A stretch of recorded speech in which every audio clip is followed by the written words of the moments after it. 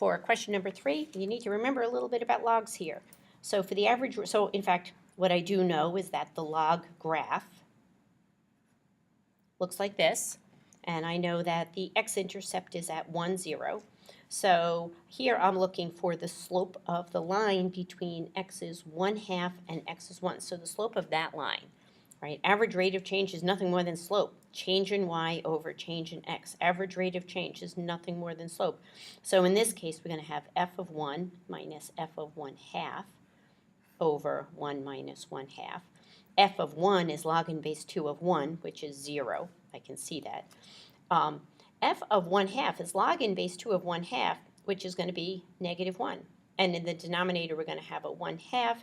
So this becomes positive 1 over 1/2. So that is just a 2. For B, we're going to do the same thing, but we're looking for the slope between 1 and 1.5.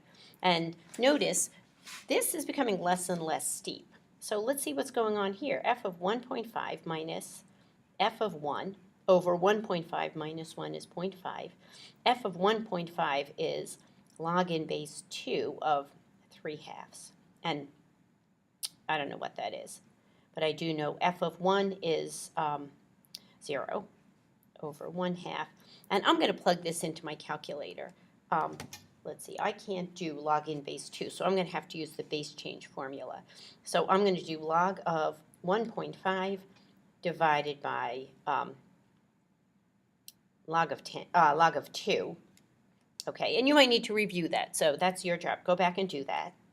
And then we're going to divide it by 0.5, which is going to give me 1.170 if I round to 3 places. Okay, and notice it is slightly smaller. I'm going to have to use my calculator again for this, I know. So I'm going to have log in base 2 of 11 minus log in base 2 of 10 all over 11 minus 10. Personally, I'm going to combine these just because I'm feeling kind of lazy. I'm going to use that property of logs that, again, you need to remember when you're subtracting logs, you can divide the argument. And I can't plug this into my kind of old calculator, so I'm going to use the base change formula over log 2. So here I have the log of 11 divided by 10 divided by the log of 2 gives me 0.138. 0.138. And it does make sense that this average rate of change is less than this, is less than this, because you know what the graph of log looks like. You know that the graph of log gets less and less and less steep. So this is something you should know, this is something you should know, this is something you should know.